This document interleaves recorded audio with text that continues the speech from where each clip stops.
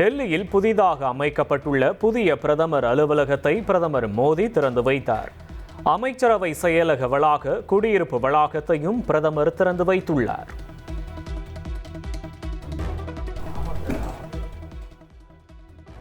மகளிர் உரிமை தொகை பயனாளிகளின் வங்கிக் கணக்கில் அடுத்த 3 மாதத்திற்கான தவணை மற்றும் கோடைகால சிறப்பு நிதி என மொத்தம் 5000 ரூபாய் வரவு வைக்கப்பட்டுள்ளது. முதலமைச்சர் மு.க.ஸ்டாலின் இது தொடர்பாக வெளியிட்ட வீடியோ பதிவில், தேர்தலை காரணம் காட்டி 3 மாதங்களுக்கு உரிமை தொகையை சிலர் முடக்க பார்ப்பதாக விமர்சித்தார். இதனால் பிப்ரவரி, மார்ச், ஏப்ரல் மாதங்களுக்கான முன்பணமாக 3000 ரூபாய் மற்றும் கோடைகால சிறப்பு தொகுப்பாக 2000 ரூபாய் என மொத்தம் 5000 ரூபாய் 1,31,00,000 மகளிர் உரிமை திட்ட பயனாளிகளின் வங்கிக் கணக்கில் வரவு வைக்கப்பட்டிருப்பதாக முதலமைச்சர் மு.க.ஸ்டாலின் கூறினார். மேலும் திமுக மீண்டும் ஆட்சிக்கு வரும் பட்சத்தில் மகளிர் உரிமை தொகை 2000 ரூபாயாக உயர்த்தப்படும் என்றும் அவர் உறுதியளித்தார். 2026 சட்டமன்ற தேர்தல் பயத்தில் முதலமைச்சர் ஸ்டாலின் மகளிர் உரிமை தொகை உயர்வு குறித்த அறிவிப்பை வெளியிட்டுள்ளதாக அதிமுக பொதுச் செயலாளர் இபிஎஸ் சாடியுள்ளார். உரிமை தொகையை தடுக்கிறார்கள் என்பது வேடிக்கையாக உள்ளது என்றும் அவர் விமர்சித்துள்ளார். மகளிர் உரிமை தொகை தொடர்பான அறிவிப்புக்கு இந்திய கம்யூனிஸ்ட் கட்சி, விசிக உள்ளிட்ட கூட்டணி கட்சிகள் வரவேற்பு தெரிவித்துள்ளனர். தமிழ்நாடு என்றால் மகளிர் நாடு என்பதை முதல்வரின் அறிவிப்பு மீண்டும் உறுதி செய்திருப்பதாக உதயநிதி ஸ்டாலின் பெருமிதம் தெரிவித்துள்ளார். மகளிர் வங்கிக் கணக்கில் 5000 வரவு வைக்கப்பட்டது தோல்வி பயத்தின் வெளிப்பாடு என பாமக தலைவர் அன்புமணி விமர்சித்துள்ளார். தேர்தல் விதிகள் நடைமுறைக்கு வந்தாலும் செயல்பாட்டில் உள்ள திட்டங்களுக்கு தடை இல்லை என்பது பாமரர்களுக்கு கூட தெரியும் என்றும் அவர் சாடியுள்ளார். மகளிர் உரிமை தொகை உயர்வு அறிவிப்பால் தமிழ்நாட்டிற்கு இன்று சூப்பர் மார்னிங் என முதலமைச்சர் ஸ்டாலின் பெருமிதம் தெரிவித்துள்ளார். தடைகள், சூழ்ச்சிகளை முறியடித்து மகளிருக்கு 5000 வரவு வைக்கப்பட்டுள்ளதாகவும் அவர் கூறியுள்ளார். முதலமைச்சரின் மகளிர் உரிமை தொகை உயர்வு அறிவிப்பு இன்ப அதிர்ச்சி அளிப்பதாக விசிக தலைவர் திருமாவளவன் வரவேற்பு தெரிவித்துள்ளார். முதல்வரின் அறிவிப்பு வாக்குக்கானதல்ல, மகளிரின் வலிமைக்கானது என்றும் அவர் கருத்து தெரிவித்துள்ளார்.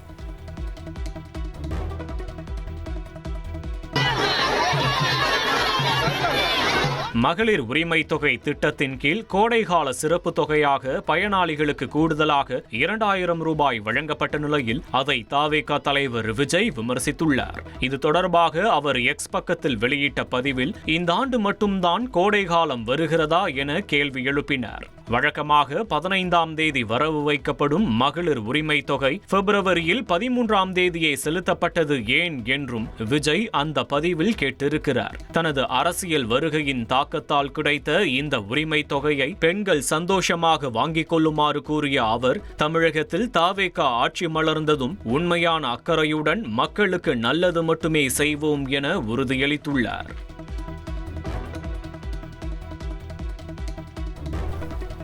கோடை வந்தால் என்ன, மழை வந்தால் என்ன, விஜய்க்கு என்ன தெரியும்? 2000 ரூபாய் கோடைகால சிறப்பு தொகுப்பை விமர்சித்த விஜய்க்கு சபாநாயகர் அப்பாவு பதிலடி கொடுத்துள்ளார்.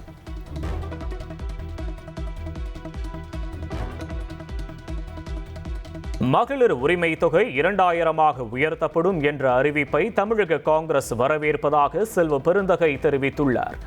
அனைவரின் உள்ளங்களிலும் மகிழ்ச்சியை ஏற்படுத்திய முதல்வரின் நடவடிக்கையை பாராட்டுவதாக சிபிஎம் மாநில செயலாளர் சண்முகம் தெரிவித்துள்ளார்.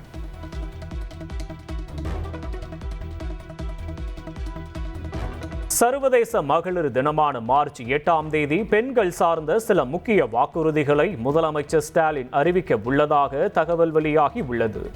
அன்றைய தினம் திமுகவின் மாநில மாநாடு திருச்சியில் நடைபெறும் நிலையில் எதிர்பார்ப்பு எழுந்துள்ளது. விஜய் வெளியே வா என சொல்பவர்களுக்கு எனது வீடு எங்கு இருக்கிறது என்று தெரியுமா என விஜய் கேள்வி எழுப்பியுள்ளார். கரூர் சம்பவத்திற்கு பின் விஜய் தலைமறைவாகிவிட்டதாக கூறிய அதிமுகவின் விமர்சனத்திற்கு விஜய் பதிலடி கொடுத்துள்ளார். விஜய் வீட்டை விட்டு வெளியே வா, விஜய் பணியூர் விட்டு வெளியே வா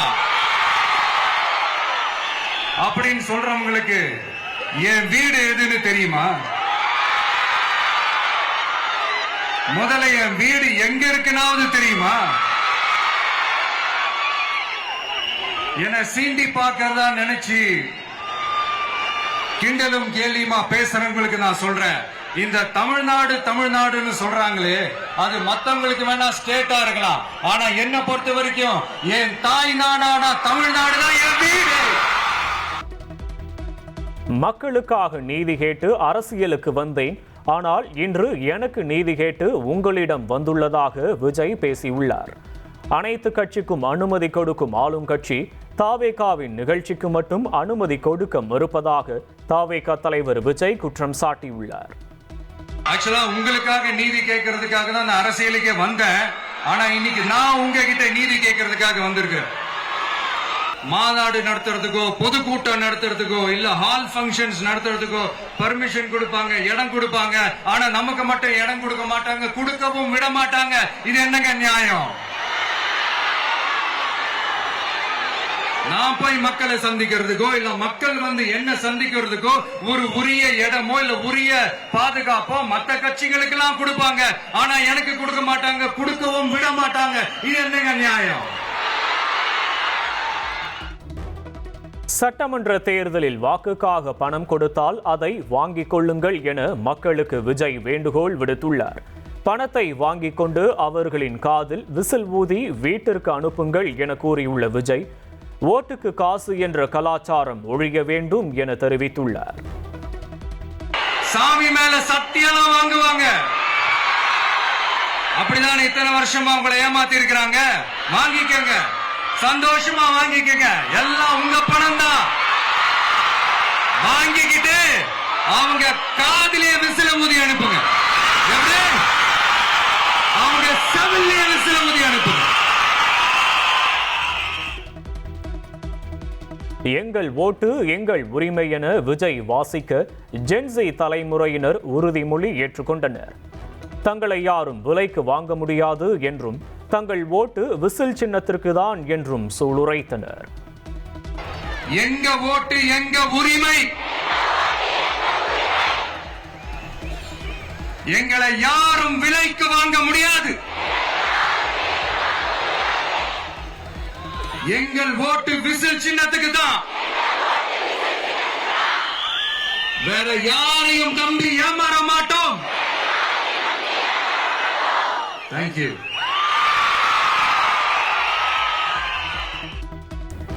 எந்த கட்சியையும் ஒழிக்கவும் வெறுப்பு அரசியல் செய்யவும் அரசியலுக்கு வரவில்லை என சேலம் நிர்வாகிகள் சந்திப்பு நிகழ்ச்சியில் விஜய் பேசியுள்ளார்.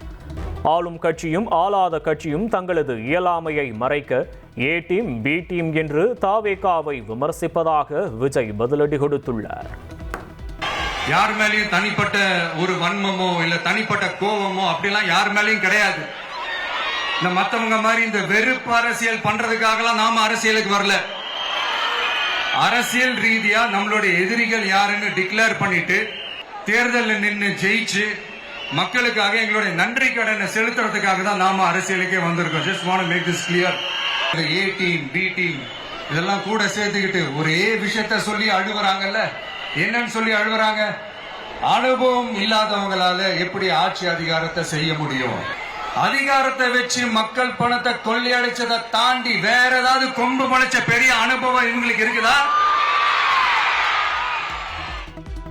மறைந்த தலைவர்கள் அண்ணா, எம்ஜிஆர், ஜெயலலிதாவை மறந்துவிட்டு அரசியலில் தனக்கு அனுபவம் இல்லை என கூறுவதா என விஜய் காட்டமாக தெரிவித்துள்ளார். அனுபவம் பற்றி பேசுபவர்கள் மக்கள் பணத்தை கொள்ளையடித்ததை தாண்டி ஏதாவது அனுபவம் உண்டா என்றும், நேரடியாகவோ மறைமுகமாகவோ சரண்டர் ஆனவர்கள் நாங்கள் அல்ல என்றும் சாடியுள்ளார். அந்த அழுகைக்கு நாம் ஒரு பதிலடி கொடுக்கணும்ல மக்களே. நான் உங்களையே கேட்கிறேன், தெரியாம தான் கேட்கிறேன். இந்த அனுபவம் அனுபவம் அனுபவம்னு சொல்றாங்களே, அதிகாரத்தை வச்சு மக்கள் பணத்தை கொள்ளையடிச்சதை தாண்டி வேற ஏதாவது கொம்பு முளைச்ச பெரிய அனுபவம் இவங்களுக்கு இருக்குதா?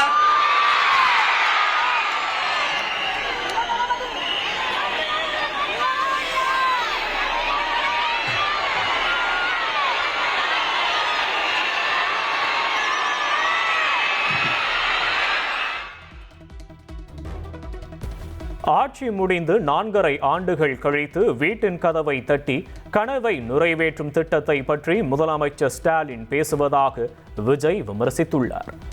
மக்கள் விரோத அரசான திமுக ஆட்சியை அகற்றி தாவேகாவை அமர்த்துவதே மக்களின் கனவு என்றும் சாடியுள்ளார்.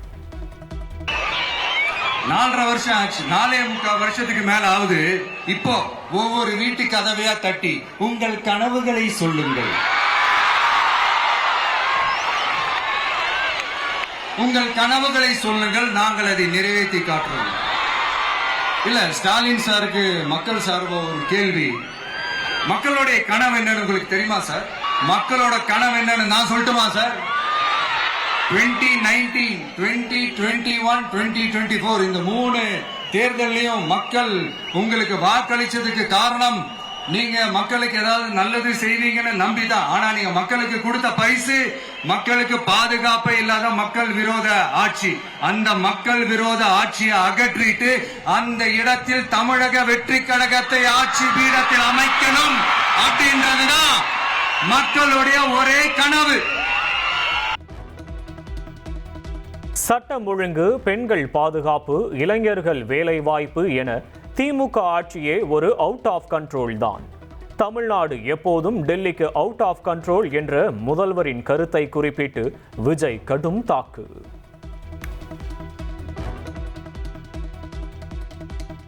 மக்கள் சந்தோஷமாகத்தான் இருக்கிறார்கள் என்றால் தமிழகத்தில் ஏன் இவ்வளவு போராட்டம் நடக்கிறது என விஜய் கேள்வி எழுப்பியுள்ளார். மருத்துவர்கள், ஆசிரியர்கள், மாற்றுத்திறனாளிகள், அங்கன்வாடி ஊழியர்கள் போராட்டத்தை சுட்டிக்காட்டி விமர்சனம் செய்துள்ளார்.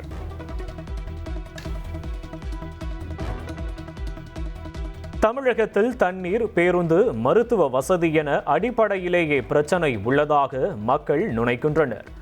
ஆட்சியில் இருக்கும் போதும் ஆட்சியை விட்டு போகும்போதும் கூட பொய் கூறுவதா என்றும் விஜய் சாடியுள்ளார்.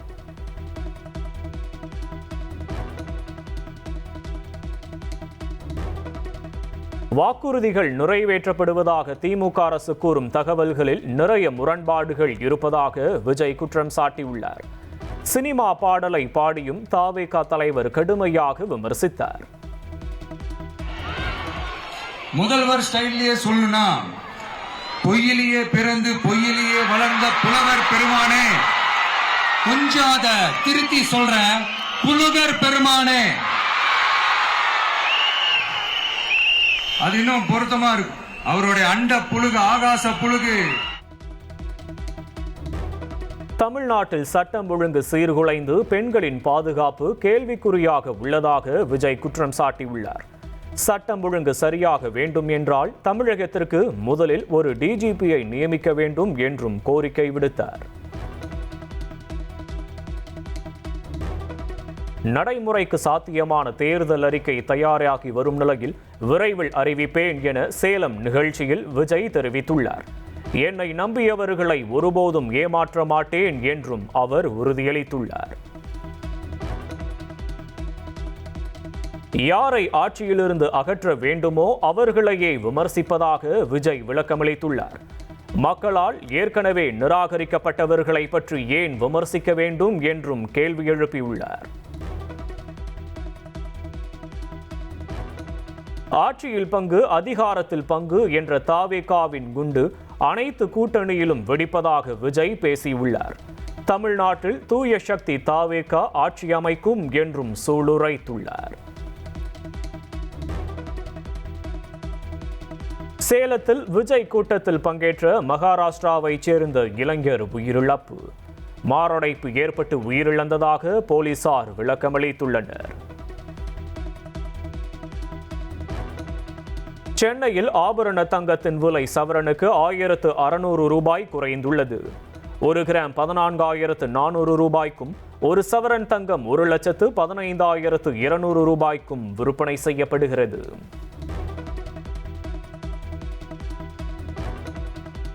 வெள்ளி விலை கிலோவுக்கு 20,000 ரூபாய் குறைந்துள்ளது. 1 கிலோ 2,80,000 ரூபாய்க்கும், 1 கிராம் வெள்ளி 280 ரூபாய்க்கும் விற்பனையாகிறது.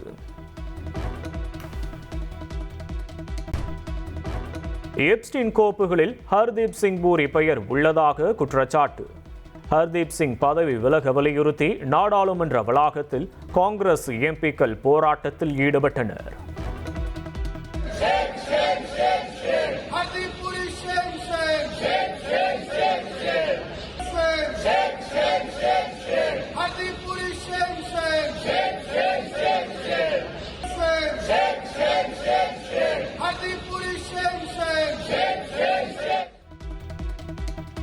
பத்து மற்றும் 12ஆம் வகுப்புகளுக்கான பொதுத் தேர்வு முன்னேற்பாடுகள் குறித்து வரும் திங்கட்கிழமை அமைச்சர் அன்பில் மகேஷ் தலைமையில் ஆலோசனை கூட்டம் நடைபெறுகிறது.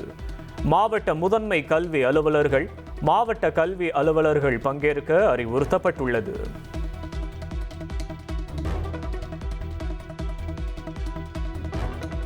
கொடநாடு கொலை கொள்ளை வழக்கில் வாளையார் மனோஜுக்கு பிடிவாரண்ட் பிறப்பிக்கப்பட்டுள்ளது.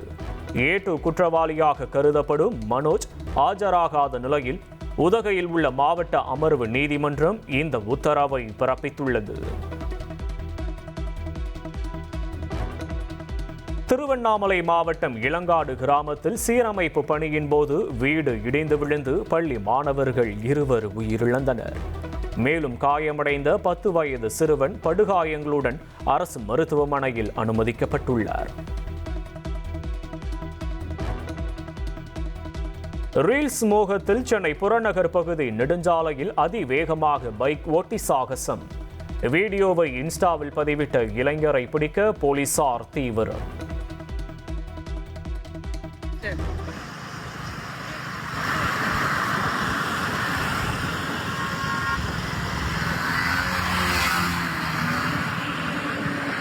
நீ வரட்டா அதான்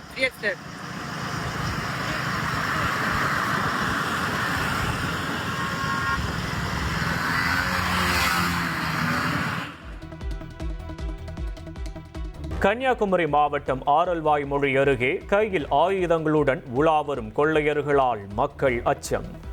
கொள்ளை முயற்சி தொடர்பான CCTV காட்சிகள் வெளியான நிலையில் போலீசார் விசாரணை மேற்கொண்டு வருகின்றனர்.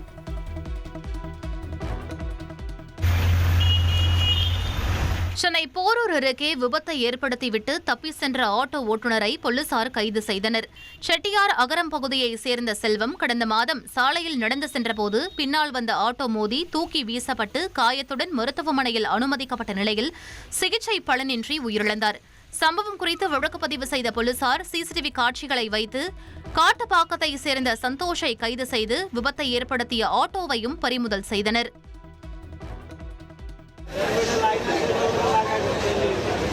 வங்கதேச பொதுத் தேர்தலில் வெற்றி பெற்ற PNP கட்சிக்கு பிரதமர் நரேந்திர மோடி வாழ்த்து தெரிவித்துள்ளார். இது தொடர்பாக அவர் வெளியிட்டுள்ள வாழ்த்து செய்தியில், வங்கதேச நாடாளுமன்ற தேர்தலில் PNP கட்சியை தீர்க்கமான வெற்றிக்கு இட்டு சென்ற அதன் தலைவர் தாரிக் ரஹ்மானுக்கு மனமார்ந்த வாழ்த்துகள் என கூறியுள்ளார். மேலும் இந்த வெற்றி தங்கள் தலைமையின் மீது வங்கதேச மக்கள் வைத்துள்ள அசைக்க முடியாத நம்பிக்கையை பறைசாற்றுவதாக பிரதமர் மோடி புகழாரம் சூட்டியுள்ளார்.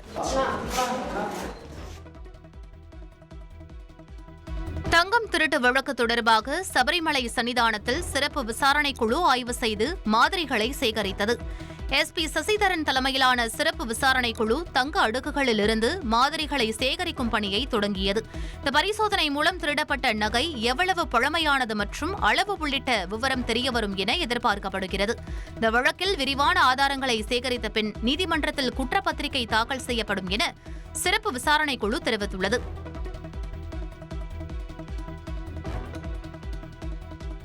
கேரள மாநிலம் திருச்சூரில் DIG அலுவலகம் அருகே உள்ள மாரியம்மன் கோவிலில் உள்ள உண்டியல்களையும் DIG அலுவலக சுவரை ஒட்டியுள்ள சிவன் கோவில் உண்டியலையும் உடைத்து மர்ம நபர் பணத்தை திருடி சென்றுள்ளார்.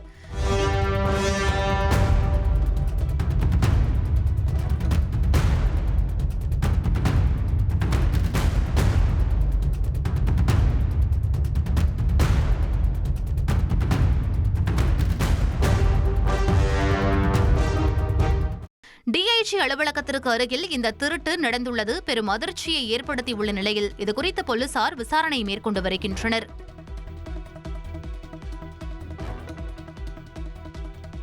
மத்திய அரசின் புதிய தொழிலாளர் சட்டங்களை கண்டித்து நடைபெற்ற வேலை நிறுத்தத்தின் போது கேரள மாநிலம் கோட்டயத்தில் திறந்து வைக்கப்பட்டிருந்த உணவகத்தை அரசியல் கட்சியைச் சேர்ந்த சிலர் அடித்து நொறுக்கிய CCTV காட்சி வெளியாகி பரபரப்பை ஏற்படுத்தியுள்ளது.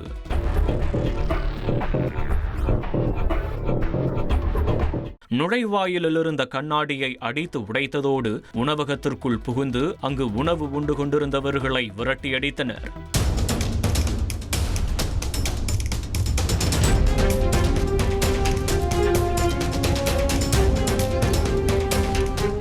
இதுகுறித்து உணவக உரிமையாளர் அளித்த புகாரின் பேரில் போலீசார் விசாரணை நடத்தி வருகின்றனர்.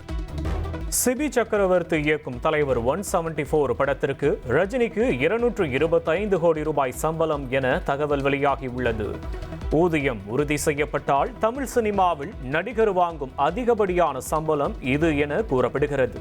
சென்னை புறநகர் பகுதி நெடுஞ்சாலையில் அதிவேகமாக பைக் ஓட்டி சாகசத்தில் ஈடுபட்ட இளைஞரின் வீடியோ சர்ச்சையை ஏற்படுத்தியுள்ளது. சென்னை மற்றும் புறநகர் பகுதிகளில் பைக் ரேஸ் சாகசங்கள் தொடர்ந்து கொண்டே இருக்கிறது. அந்த வகையில் குன்றத்தூர் அவுட்டர் ரிங் சாலையில் இளைஞர் ஒருவர் அதிவேகமாக பைக் ஓட்டி அதனை வீடியோவாக பதிவு செய்து இன்ஸ்டாகிராமில் பதிவிட்டுள்ளார். போக்குவரத்து நெரிசல் உள்ள சாலையில் பிற வாகன ஓட்டிகளை அச்சுறுத்தும் வகையில் சாகசத்தில் ஈடுபட்ட இளைஞரின் வீடியோவை கைப்பற்றிய காவல்துறையினர் இதுகுறித்து விசாரணை மேற்கொண்டு வருகின்றனர்.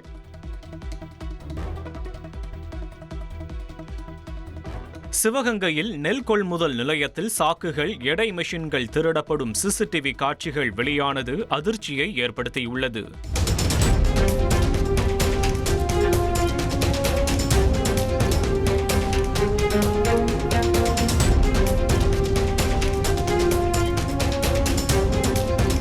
சிவகங்கை மாவட்டம் மானாமதுரை அருகே பீசர்பட்டினம் அருகே செயல்படக்கூடிய நெல் கொள்முதல் நிலையம் கோடை விவசாய சீசனுக்காக அமைக்கப்பட்டது.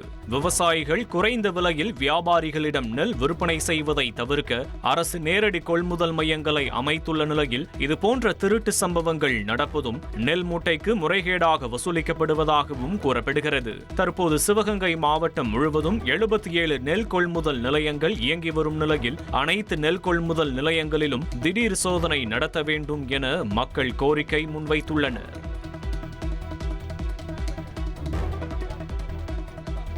வந்தவாசி அருகே வீட்டை சீரமைக்கும் போது கட்டடம் இடிந்து விழுந்ததில் 2 சிறுவர்கள் உயிரிழந்த சம்பவம் சோகத்தை ஏற்படுத்தியது. திருவண்ணாமலை மாவட்டம் வந்தவாசியை அடுத்த இளங்காடு கிராமத்தில் முனியன் என்பவருக்கு சொந்தமான தொகுப்பு வீட்டை சீரமைக்கும் பணி நடைபெற்றது. அப்போது கட்டடம் இடிந்து விழுந்ததில் அபினேஷ் மற்றும் முகேஷ் ஆகிய 2 சிறுவர்கள் சம்பவ இடத்திலேயே உயிரிழந்தனர். மேலும் ஸ்ரீராம் என்ற 10 வயது சிறுவன் படுகாயமடைந்து வந்தவாசி அரசு மருத்துவமனையில் அனுமதிக்கப்பட்டுள்ளார்.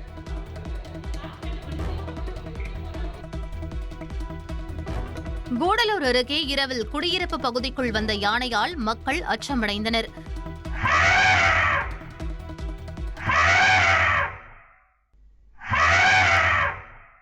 நீலகிரி மாவட்டம் கூடலூரை சுற்றியுள்ள குடியிருப்புகளில் தொடர்ந்து யானைகள் நடமாடி வருவதால் அப்பகுதி மக்கள் அச்சமடைந்துள்ளனர். அந்த வகையில் முளப்பள்ளி குடியிருப்பு பகுதியில் உலா வந்து பிளறிய யானையின் காட்சிகள் அங்குள்ள சிசிடிவி கேமராவில் பதிவாகியுள்ளது.